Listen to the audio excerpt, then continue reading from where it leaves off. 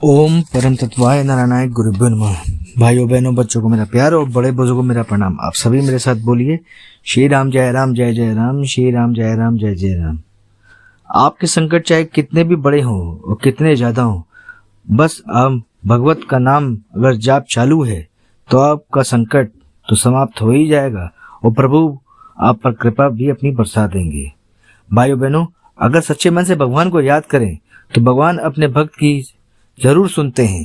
वे हमारे लिए हमारी आवाज जब हम संकट में होते तो प्रभु पुकारते, प्रभु सब कुछ छोड़ छाड़ के हमारी मदद करने जरूर आते हैं। वे आपके रिश्तेदार की तरह नहीं है कि संकट आने पर वह भाग जाते हैं, पर प्रभु ऐसा नहीं करते। आप चाहे उनको अपना मित्र या माता या पिता मानकर अगर आप पूछते हैं तो वो हर समय आपके साथ हर संकट में खड़े रहते हैं। किसी न किसी रूप में आकर वे आपके संकट को समाप्त करने के लिए आते ही आते हैं। जैसा आपका भाव और समर्पण है तो वैसे ही प्रभु आपको प्राप्त भी हो जाएंगे। अगर आपका भाव समर्पण शुद्ध है तो प्रभु की प्राप्ति होना निश्चित ही है। अन्यथा अगर भाव में आपका समर्पण नहीं है तो प्रभु की प्राप्ति में आपको विघ्न आएंगे। बोल तो हमारी कि हम माया में बंधे हुए हैं, अगर वही हम नाम से बन जाएं तो प्रभु की कृपा से हमारे प्रभु के दर्शन के साथ साथ हमारे प्रारब्ध के कष्ट भी कट जाएंगे। लेकिन शर्त यही कि प्रभु के नाम से हम बंधे तो माया में न हम बंधे। यह कथा आज जो दास आपको सुना रहा है वो उत्तराखंड के रहने वाली नीतू जी की है कि कैसे उन्हें हनुमान जी की कृपा प्राप्त हुई और कैसे उनका बच्चे का जीवन सुधर गया। तो इसको जानने के लिए आगे तक वीडियो देखिए। अगर आप सनातनी धर्म पर विश्वास करते हैं, हिंदू होने पर गर्व करते हैं तो आपका अपना चैनल पवन पुत्र हनुमान को लाइक शेयर सब्सक्राइब जरूर कर लें और बेल आइकन जरूर बजा दें ताकि नए से नए वीडियो का नोटिफिकेशन आपको मिलता रहे। प्लीज शेयर जरूर करें ताकि और लोग भी जान सकें प्रभु की कृपा के बारे में और उस पुण्य के भागी आप भी बन सकते हैं। मेरा नाम नीतू है, मेरे 3 भाई बहन हैं। मैं उत्तराखंड की रहने वाली हूँ। वैसे तो मैं भगवान शिव की परम भक्त हूँ, मुझे शिव को मैं अपना इष्ट भी मानती हूँ। यह घटना 2021 की है। सावन का महीना था। उत्तराखंड में हर घर पर कीर्तन होते हैं सावन के महीने में। मैं तैयार हो रही थी और मेरा छोटा बच्चा एकदम वो भी तैयार हो रहा था। तभी वह एकदम से गिरा और जैसे गिरा उसके मुंह से झाग आने लगा और आंखें चौड़ी हो गई, वह एकदम टाइट हो गया। यह दृश्य देख के मैं बहुत घबरा गई कि अचानक मेरे बच्चे को क्या हो गया। उसको मैंने बहुत सी आवाजें लगाई पर उसने कोई भी रिस्पांस नहीं दिया। फिर मैंने प्रभु शंकर जी से कृपा करने की गुजारिश की है, प्रभु और मेरे बच्चे को ठीक कर दें। कुछ ही पल में वह ठीक तो हो गया।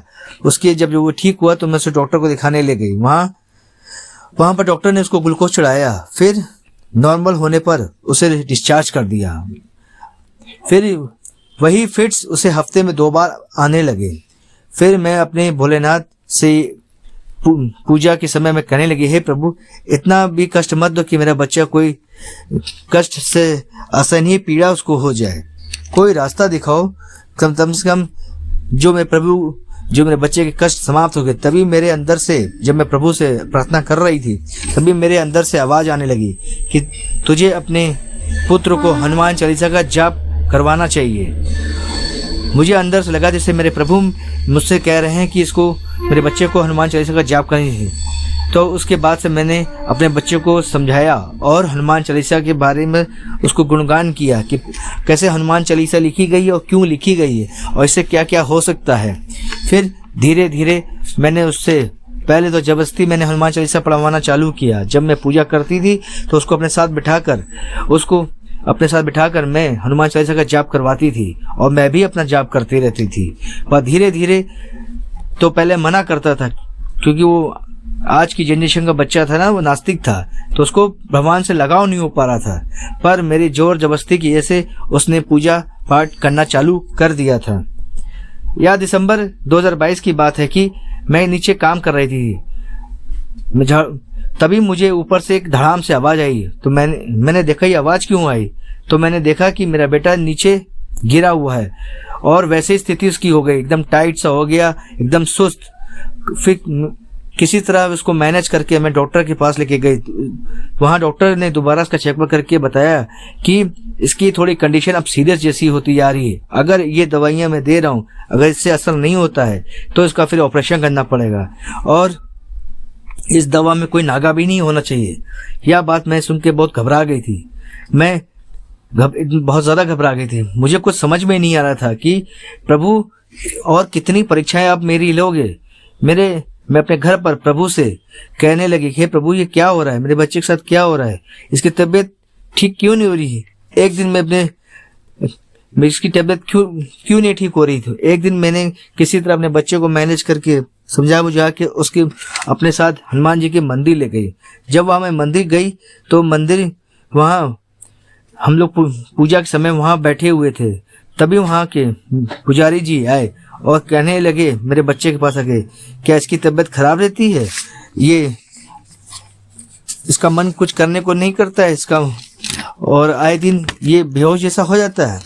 तो मेरे बच्चे ने यह सब सुन के बाद दंग रह गया, और उन्होंने कहा कि आप इसको जो है हनुमान चालीसा का जाप रोज करवाएं और मंगल इससे व्रत करवाएं, प्रभु की कृपा होगी, ये ठीक हो जाएगा। मेरा बेटा यह सब बातें सुनकर दंग रह गया था कि पंडित जी ने उसके बारे में सब कुछ बता दिया था, वो भी इसे बिना पूछे। उसको विश्वास ही नहीं हो पा रहा था कि कैसे ऐसा हो सकता है कि कोई किसी को जानते हुए भी उसके बारे में कैसे बता सकता है। पर ये तो प्रभु का चमत्कार ही था कि प्रभु ने किसी तरह उसको प्रभु के नाम की ये विश्वास दिलाने के लिए उसके अंदर एक अलग जगह थी। अब वह रोज हनुमान चालीसा का जाप करने लगा था।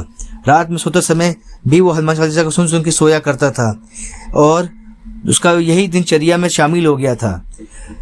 दिन अच्छे चल रहे थे, उसकी तबीयत तब से खराब नहीं हुई थी। लेकिन एक दिन की बात है, वह स्कूल अपनी साइकिल से जा रहा था, वो कुछ दूर ही गया होगा, तभी उसको वही फिट्स आए और वो वहीं पे गिर पड़ा। आसपास कोई नहीं था कि तभी एक आदमी आया जो बहुत सेहतमंद और मजबूत काटी का था, जिसने पीले रंग की धोती और कुर्ता पहना हुआ था और माथे पर तिलक था। वो मेरे बेटे के पास आया और उसको उठाया और पानी की थोड़ी छींटे मारी। तब वह मेरा बेटा होश में आया और उसने मेरे बेटे को से कहा, बेटा तुम हनुमान चालीसा का पाठ करते हो ना? तो आप बोला, हाँ बाबा जी, और मैं मंगल का व्रत भी करता हूँ। तो वह बोले बेटा घबराओ मत, अब तुम्हें कभी नहीं ऐसी स्थिति आएगी, तुम पहले से अब ठीक हो जाओगे। पर एक बात का हमेशा याद रखना कि कभी हनुमान चालीसा पढ़ना बंद मत करना। फिर उन्होंने कहा कि हमेशा प्रभु हनुमान जी पे विश्वास किए रहना और प्रभु राम नाम का जाप भी करते रहना, तो तुम्हारे जीवन में जो आने वाले कष्ट होंगे अपने आप समाप्त हो जाएंगे। फिर उन्होंने अपनी जेब से एक लड्डू निकाला और राम जी का एक ताबीज निकाला और मेरे बेटे को पहना दिया और कहा, बेटा अब तुम्हारी स्थिति धीरे धीरे सुधरती जाएगी, लेकिन जो 2 चीजें मैंने बताई वो जीवन भर करते रहना। इससे तुम्हारे जितने भी आने वाले कष्ट हैं और या प्रारब्ध है सब कटते चले जाएंगे और जीवन में तुम कभी भी बीमार नहीं होगे। फिर उन्हें मेरे बेटे से कहा कि अब तुम घर जाओ। वह मेरा बेटा घर आया तो मैं दंग रह गई। अभी तो वो स्कूल गया था, वो अचानक घर वापस कैसे आ गया? घर आके मुझे देख के रोने लगा और कहने लगा कि माँ, मैं साइकिल से जब स्कूल जा रहा था तब मुझे वही फिर स्थिति मेरी हो गई थी। तो एक बाबा जी मेरे पास आए जिनने मुझे होश में लाया और मुझे एक लड्डू भी दिया और राम नाम का एक ताबीज भी दिया और कहा कि बेटा इसको कभी मत छोड़ना और राम नाम का जाप करना तुम चालू करो और हनुमान चालीसा पढ़ना कभी जीवन भर बंद न करना। और उन्होंने मुझे आशीर्वाद दिया कि अब तुम्हें आइंदा से ऐसी बीमारी से छुटकारा हमेशा के लिए मिल जाएगा, लेकिन जब तुम राम नाम का जाप और हनुमान चालीसा का जाप करते रहोगे। उन्होंने कहा कि अब तुम्हें कभी ऐसी बीमारी फिट्स नहीं आएंगे। मैं ये सब पूरी कथा सुन के दंग रह गई थी कि ऐसा भी हो सकता है कि मुझे लगा वह कौन थे जो अचानक मेरे बेटे के पास आए और मेरे बेटे को ठीक करके चले गए। मैं काफी विचार करने के बाद मुझे लगा कि शायद साक्षात हनुमान जी ही थे जो मेरे बच्चे को ठीक करने आए थे, और मुझे विश्वास हो चला था कि वह राम भक्त हनुमान ही थे, क्योंकि वह धीरे धीरे मुझे भी प्रभु के प्रति आकर्षण हो गया था। उनकी भक्ति में मेरा विश्वास बढ़ गया था। तो मुझे अब लगा कि अब मेरे बेटे की पूरी देखभाल हनुमान जी खुद ही करते हैं, और मैं निश्चय हो चली थी कि अब इसकी कोई भी समस्या होगी तो वो हनुमान जी खुद ही इसको सॉल्व करेंगे, ये उनकी जिम्मेदारी बन जाएगी। आज भी मैं और मेरा बेटा यह घटना के बारे में सोचकर भावुक हो जाते हैं। आज भी मेरा बेटा रोज हनुमान चालीसा और राम नाम का जाप करना नहीं भूलता। वह सुबह शाम रोज हनुमान चालीसा राम नाम का जाप करता है और अब उसकी स्थिति पहले से बहुत बेहतर है और उसको फिट्स भी आना बंद हो गए और उसकी कंडीशन धीरे धीरे सुधरती जा रही है। ये हनुमान जी की कृपा की वजह से ही हुआ, नहीं था दवा तो उसकी जिंदगी भर चलनी थी, लेकिन प्रभु की कृपा से सब कुछ दवा ववा सब बंद हो गई और हनुमान और राम जी की कृपा से अब वो बिल्कुल स्वस्थ हो गया है। तो कैसी लगी आपको ये कथा? अगर आपको इस दास का कार्य पसंद आ रहा हो तो आप अगर सनातनी धर्म पर विश्वास करते हैं और हिंदू होने पर गर्व करते हैं तो आपका अपना चैनल पवन पुत्र हनुमान को लाइक शेयर सब्सक्राइब जरूर कर लें और बेल आइकन जरूर बजा दें ताकि नए से नए वीडियो का नोटिफिकेशन आपको मिलता रहे। और प्लीज किसी के पास भी कोई भी अनुभव हो प्रभु को लेकर तो प्लीज शेयर जरूर करें ताकि मैं उस पर वीडियो बना के और दूसरों के प्रश्नों के उत्तर उस वीडियो से मिल सके। उस पुण्य के भागी आप भी बन सकते हैं अगर आप मुझसे वो वीडियो शेयर करते हैं। तो आप सभी मेरे साथ बोलिए, श्री रामचंद्र की जय, सीताराम की जय, नीम कलोरी बाबा की जय, जय जय श्री राम। धन्यवाद। भारत माता की जय।